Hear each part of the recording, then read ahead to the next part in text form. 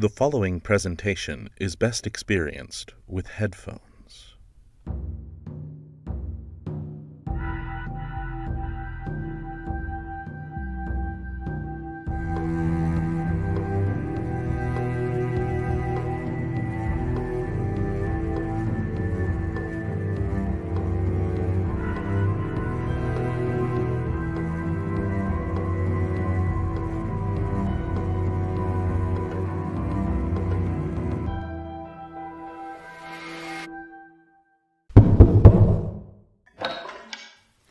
Hello, honoured guests. We will be taking the safest way to the circle tonight. It's a bit longer, but we will be avoiding that library and the ballroom. I can't take any more chances of running into that creature. It was terrible, horrible. I'm still having nightmares about it, but I shouldn't say more. The circle doesn't want you to be frightened. They are meeting tonight in the observatory, and I think I'll stay for the stories. I only leave to check the aviary, and that's when I have someone with me. Here we are. Thank you, Rookery. Welcome, honored guests. We're so happy to see you. It is very important for us to stay strong, together, and the perfect way to do that is to keep sharing our stories. Yeah, if we do get taken, like Nemo and... We will not be taken, and we will find Nemo, Claudio, and Lottie as long as we stay together. And the stories are kept alive. I think the Flames is seeing us with a different future. Perhaps, but the flames are also bringing us back to a tale. It wants us to pay particular attention to these travelers' journeys. My friend, you are right. I do believe I see the crackle of a story on those flames. The fire burns bright, with stories ever knowing. Honored guests, we're going back to Oz. This time to see our friends up against the worst villain. Like we are now. Let us see how Dorothy Gale and her companions prevail in this chapter. From L. Frank Baum's novel, From the year 1900, The Wonderful Wizard of Oz.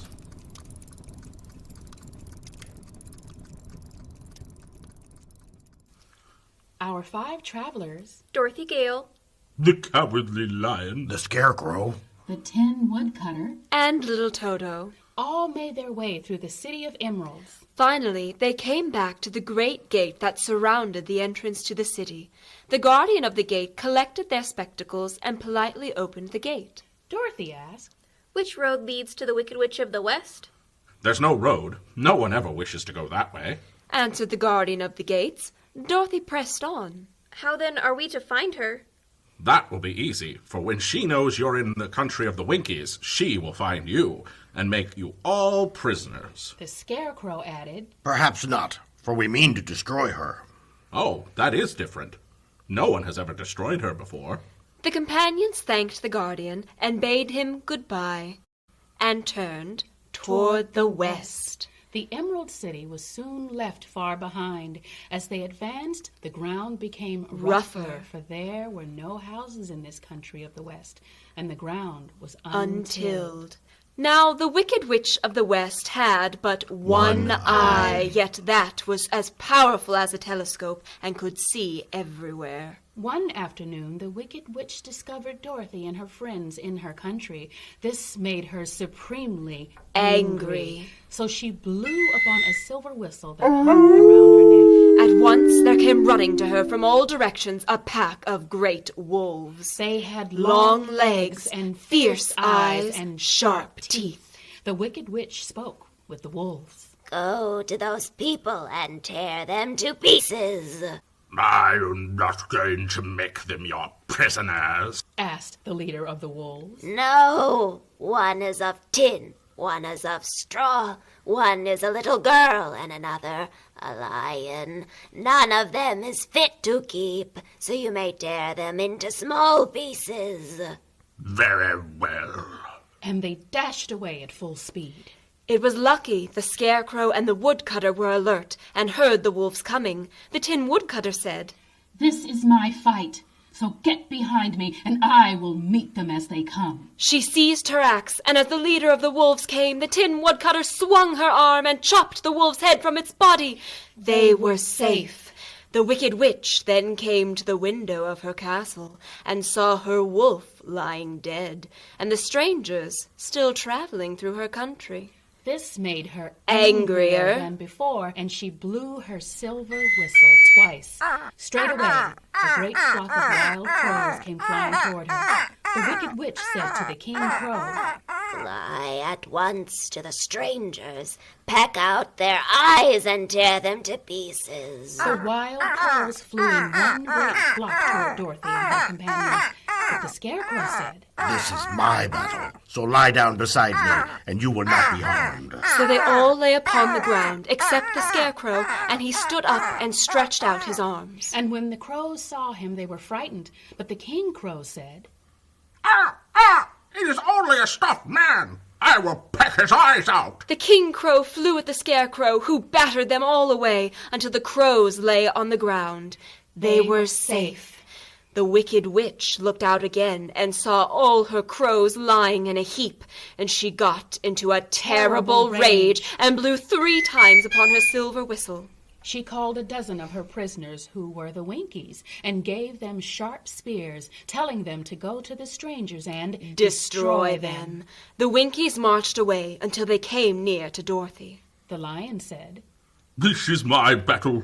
Stand back, my friends. The lion gave a great roar, and the Winkies were so frightened that they ran back as fast as they could. The witch saw all this happen as before. She was a powerful witch, As well as a wicked one. and she soon made up her mind how to act. She had a Golden cap with a charm. Whoever owned it could call 3 times upon the winged monkeys, who would obey any order they were given. But no person could command these strange creatures more than 3 times.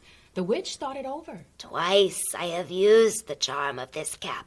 Once when I set myself to rule over this country, and the next time when I fought against the great Oz himself and drove him out of the land of the West. I don't like to use my charm the last time, but it may be the only way left to destroy these strangers. So the wicked witch took the golden cap and placed it upon her head. Then she stood upon her left foot and said slowly,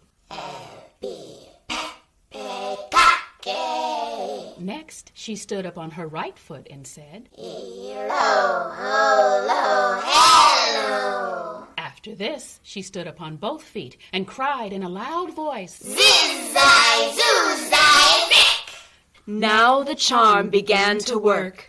The sky was darkened, and a low, rumbling sound was heard in the air. There was a rushing of many wings, and soon the wicked witch was surrounded by a crowd of monkeys, each with a pair of immense and powerful wings on their shoulders. One, much bigger than the others, flew close to the witch and said, You have called us for the 3rd and last time. What do you command? Go to the strangers who are within my land and destroy them, all except the lion. Bring that beast to me. I have a mind to harness him like a horse. Your command shall be obeyed. The winged monkeys flew away to the place where Dorothy and her friends were walking and snatched them each into the sky. But to Dorothy, they did no harm at all. The leader of the winged monkeys flew up to her, but he saw the mark of the good witch's kiss upon her forehead and stopped short, motioning to the others not to touch her. We dare not harm this little girl, for she is protected by the power of good, and that is greater than the power of evil. All we can do is to carry her to the castle of the Wicked Witch and leave her there. So carefully and gently they lifted Dorothy through the air until they came to the castle, where they set her down upon the front doorstep. Then the leader said to the witch, We have obeyed you as far as we were able. The Tin Woodcutter and the Scarecrow are gone, and the lion is tied up in your yard. The little girl we dare not harm, nor the dog she carries in her arms. Your power over our band is now ended, and you will never see us again.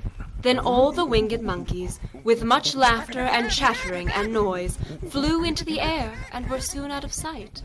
The wicked witch was both surprised and worried when she saw the mark on Dorothy's forehead. She looked down at Dorothy's feet, and seeing the Silver shoes began to tremble with fear, for she knew what a powerful charm belonged to them. Come with me and see that you mind everything I tell you, for if you do not, I will make an end of you, as I did to the Tin Woodcutter and Scarecrow. Dorothy followed the witch to the kitchen where she said, Clean the pots and kettles and sweep the floor and keep the fire fed with wood. Dorothy went to work. Every night Dorothy carried the lion, who was tied in the courtyard, food from the cupboard. After he had eaten, he would lie down on his bed of straw, and Dorothy would lie beside him and put her head on his soft, shaggy mane. Now the Wicked Witch had a great longing to have for her own the silver shoes, which the girl always wore. She watched Dorothy carefully to see if she ever took off her shoes, but the child was so proud of her pretty shoes that she never took them off, except at night and when she took her bath. The witch was too much afraid of water to stalk Dorothy then. Indeed, the witch never touched water. But the wicked creature was very cunning, and she finally thought of a trick that would give her what she wanted. She placed a bar of iron in the middle of the kitchen floor, and then, by her magic arts, made the iron invisible to human eyes. So that when Dorothy walked across the floor, she stumbled, and one of the silver shoes came off. The witch had snatched it away and put it on her own foot. Dorothy grew angry and said, Give me back my shoe. I will not, for it is now my shoe, not yours. You are a wicked creature. You have no right to take my shoe from me. I shall keep it just the same, and someday I shall get the other one from you too. This made Dorothy so very angry that she picked up the bucket of water that stood near and dashed it over the witch, wetting her from head to foot. The witch began to shrink and fall away. Oh, see what you've done. In a minute I'll melt away. I'm very sorry indeed. Didn't you know water would be the end of me? Of course not. How should I? With these words, the witch fell down in a melted, shapeless mass. Dorothy picked up the silver shoe, which was all that was left of the witch, and put it on her foot again. Then, being at last free to do as she chose, she ran out to the courtyard and said to the lion, The Wicked Witch of the West is gone. We are no longer prisoners in a strange land. Now that they were reunited, the lion led Dorothy to their companions, for the Wicked Witch had not really harmed the Tin Woodcutter and Scarecrow, but merely kept them in captivity. Dorothy and her friends spent a few happy days at the castle, where they found everything they needed to make them comfortable. But one day, Dorothy thought of Aunt Em and said, We must go back to Oz and claim his promise. The Tin Woodcutter, Scarecrow, and Lion answered, Yes, at last I shall get my heart. And I shall get my brains. And I shall get my courage. And I shall get back to Kansas. Oh, let us start for the Emerald City tomorrow. The companions prepared for their journey. They brought many items from the castle, including the golden cap, and they all started for the Emerald City. You will remember that there was no road between the castle of the Wicked Witch and the Emerald City. When the four travelers went in search of the witch, she had seen them coming, and so she sent the winged monkeys to bring them to her. It was much harder to find their way back through the big fields of buttercups and yellow daisies than it was being carried. Soon the friends were lost. If we walk far enough, I am sure we shall sometime come to some place. But day by day passed away, and still they saw nothing before them but scarlet fields. The Scarecrow began to grumble a bit. We have surely lost our way, and unless we find it again in time to reach the Emerald City, I shall never get my brains. Nor I, my heart. It seems to me I can scarcely wait until I get to Oz, and you must admit, this is a very long journey. You see, I haven't the courage to keep tramping forever without getting anywhere at all. Then Dorothy lost heart. She sat down on the grass and looked at her companions, and they sat down and looked at her. Finally, she said, Suppose we call the field mice. They could probably tell us the way to the Emerald City. To be sure they could. Why didn't we think of that before? So Dorothy called out to the Queen. Hello, Mouse Queen. Hello. In a few minutes, they heard the pattering of tiny feet, and the mice came running up to her. Among them was the queen herself, who asked in her squeaky little voice, What can I do for you, my friends? We have lost our way. Can you tell us where the Emerald City is? Certainly, but it is a great way off, for you have had it at your backs all this time. when she noticed the golden cap among the travelers and said, Why don't you use the charm of the cap and call the winged monkeys to you? They will carry you to the city of Oz in less than an hour. I didn't know there was a charm. What is it? It is written inside the golden cap, but if you are going to call the winged monkeys, we must run away, for they are full of mischief and think it great fun to plague us. Won't they hurt me? Oh no, they must obey the wearer of the cap. Goodbye! and she scampered out of sight, with all the mice hurrying after her. Dorothy looked inside the golden cap and saw some words written upon the lining. She read the directions carefully, put the cap upon her head, and called out, Eppy peppy cake. What did you say? Hilo holo hello. Hello? Zizai zuzai zik. This ended the saying of the charm, and they heard a great chattering and flapping of wings as the band of winged monkeys flew up to them. The king bowed low before Dorothy and asked, What is your command? We wish to go to the Emerald City, and we have lost our way. We will carry you. And as easily as the king said it, so it was. Dorothy found herself riding easily between two of the biggest monkeys, one of them the king himself. They had made a chair of their hands and were careful not to hurt her. Why do you have to obey the charm of the golden cap? That is a long story, but as we have a long journey before us, I will pass the time by telling you about it if you wish. I shall be glad to hear it. Once we were a free people, living happily in the great forest. This was many years ago, long before Oz came out of the clouds to rule over this land. There lived here then, away at the north, a beautiful princess who was also a powerful sorceress. All her magic was used to help the people. Her name was Galette. Was she good? She was, until she fell in love with a boy named Quelala, who was wise beyond his years. My grandfather was, at that time, the king of the winged monkeys, which lived in the forest near Galette's palace. One day, just before Galette and Quelala's wedding, my grandfather was flying out with his band when he saw Quelala walking beside the river. He was dressed in a rich costume of pink silk, and my grandfather, being a joker, thought he would see what he could do. Oh dear, what happened? At his word, the band flew down and seized Quelala and carried him in their arms until they were over the middle of the river, and then dropped him into the water. The boy laughed and swam in to shore, but when Galette came running out to him, she found his silks and velvet all ruined by the river.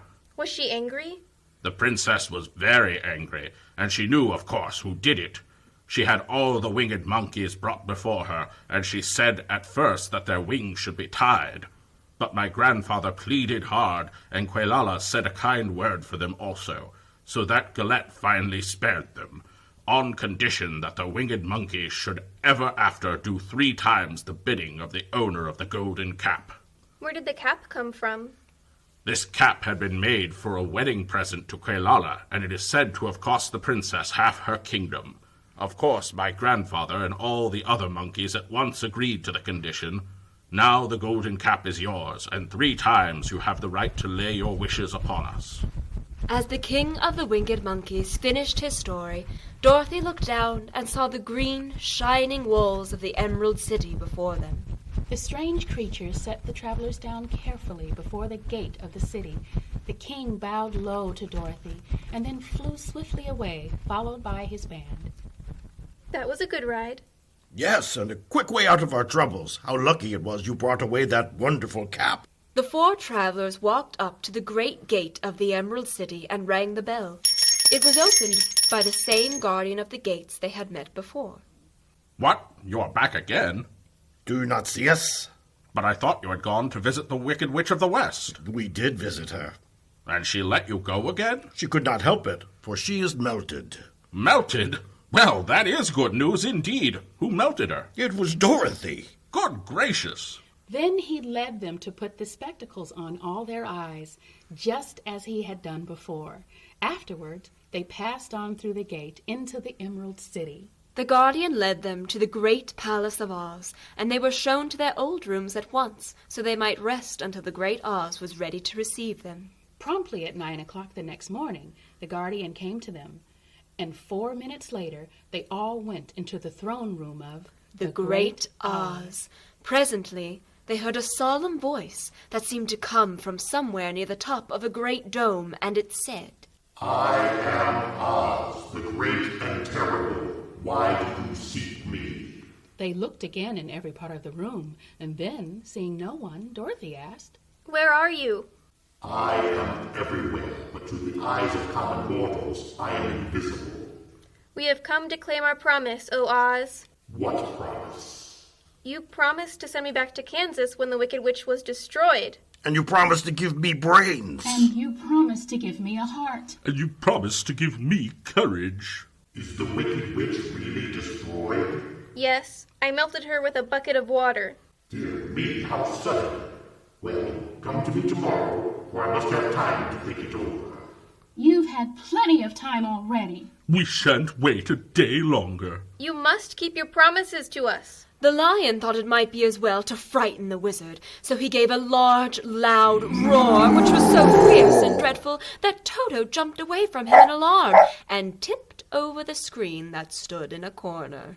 As it fell with a crash, they looked that way, and the next moment all of them were filled with wonder, for they saw, standing in just the spot the screen had hidden, a little old man with a bald head and a wrinkled face, who seemed to be as much surprised as they were. The Tin Woodcutter, raising her axe, rushed toward the little man and cried out, Who are you? I am Oz, the great and terrible, but don't strike me, please don't, and I'll do anything you want me to. The friends looked at him in surprise and dismay. I thought Oz was a great head. No, you are wrong. I have been making believe. Making believe? Are you not a great wizard? Hush, my dear, don't speak so loud, or you will be overheard, and I should be ruined. I'm supposed to be a great wizard. And aren't you? Not a bit of it, my dear. I'm just a common man. You're more than that. You're a humbug. Exactly so. I am a humbug. But this is terrible. How shall I ever get my heart? Or I my brains. Or I my courage. Or get back to Kansas. My dear friends, I pray you do not speak of these little things. Think of me and the terrible trouble I'm in being found out. Doesn't anyone else know you're a humbug? No one but you four, and myself. I fooled everyone for so long that I thought I should never be found out. It was a great mistake, me ever letting you into the throne room. Usually I will not even see my subjects, and so they believe I'm something terrible. But I don't understand. How was it that you appeared to me as a great head? That was one of my tricks. But how about the voice? Oh, I'm a ventriloquist. I can throw the sound of my voice wherever I wish, so that you thought it was coming out of the head. Really, you ought to be ashamed of yourself for being such a humbug. I certainly am, but it was the only thing I could do. Sit down, please. There are plenty of chairs. I will tell you my story. So they sat down and listened while he told the following tale. I was born in Omaha. Why, that isn't very far from Kansas. No, but it's farther from here. When I grew up, I became a ventriloquist. After a time, I tired of that and became a balloonist. What is that? A person who goes up in a balloon on circus day so as to draw crowds of people together and get them to pay to see the circus. Oh, I know. Well, one day I went up in a balloon and the ropes got twisted so that I couldn't come down again. It went way above the clouds, so far that a current of air struck it and carried it many, many miles away. For a day and a night, I traveled through the air, and on the morning of the second day I awoke and found the balloon floating over a strange and beautiful country. You were here. The balloon came down gradually, and I was not hurt a bit. But I found myself in the midst of a strange people who, seeing me come from the clouds, thought I was a great wizard. Of course I let them think so, because they were afraid of me and promised to do anything I wished them to. Oh, my. Just to amuse myself, I ordered them to build this city and my palace, and they did it all willingly and well. Then I thought, as the country was so green and beautiful, I would call it Emerald City. And to make the name fit better, I put green spectacles on all the people so that everything they saw was green.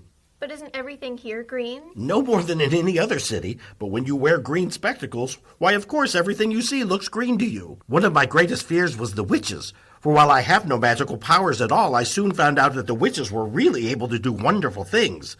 There were 4 of them in this country. Fortunately, the witch of the north and the south were good, but the witches of the east and west were terribly wicked, and had they not thought I was more powerful than they themselves, they surely would have destroyed me. So you wanted them gone? You can't imagine how pleased I was when I heard the house had fallen on the wicked witch of the east. When you came to me, I was willing to promise anything if you could do away with the other witch. But now that you've melted her, I'm ashamed to say I cannot keep my promises. I think you are a very bad man.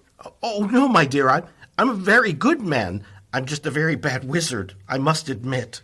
The Scarecrow came up to the wizard and sadly asked, Can you give me brains? The wizard replied, You don't need them. You are learning something every day. A baby has brains, but it doesn't know much.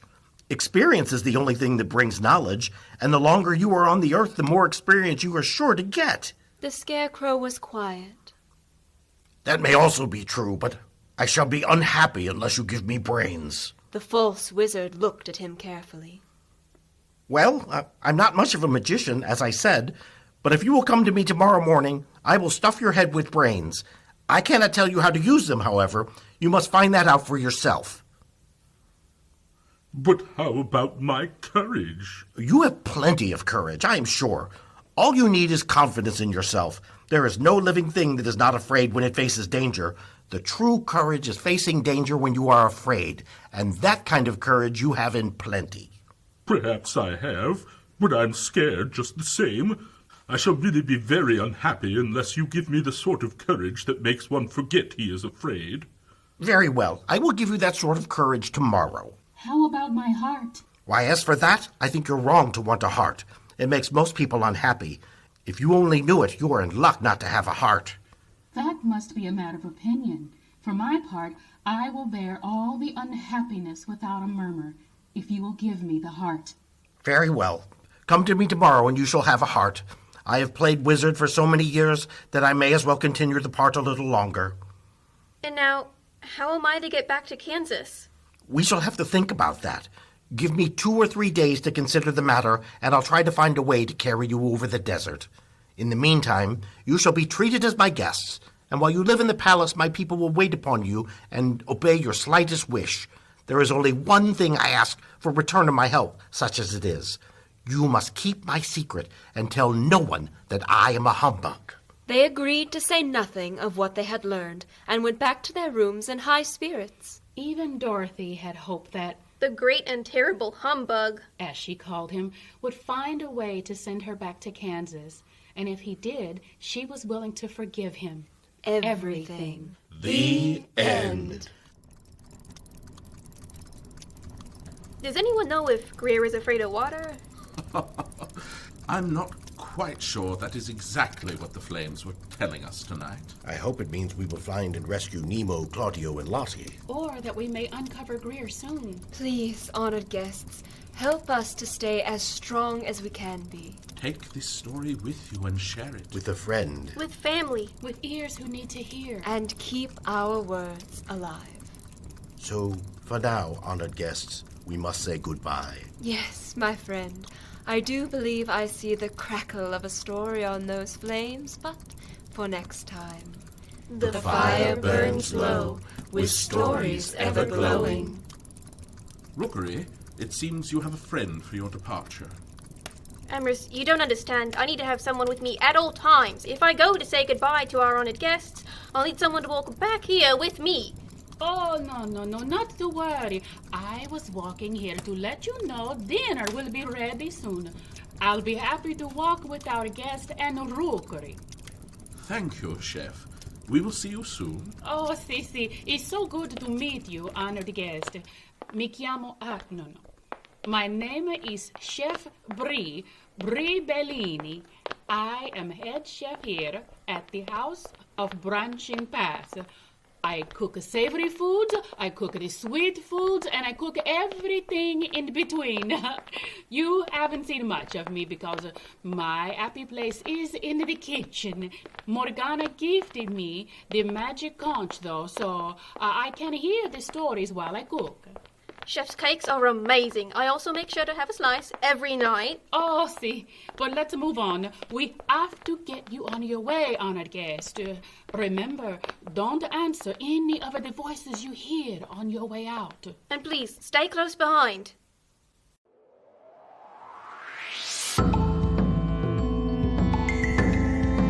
You have been listening to The House of Branching Paths, a theatrical podcast experience brought to you by Round Two It Productions, created by Mark Kilmer and Carol Ann Miller, with featured artists Kimmy Kidd, Bill Blanky, and Caitlin Sowers, with music by Elegy. For even more content, join us on our Patreon, or for more stories like these, be sure to visit your local library. Thank you for joining us, honored guests, and remember, the fire may burn low, but the stories are ever glowing.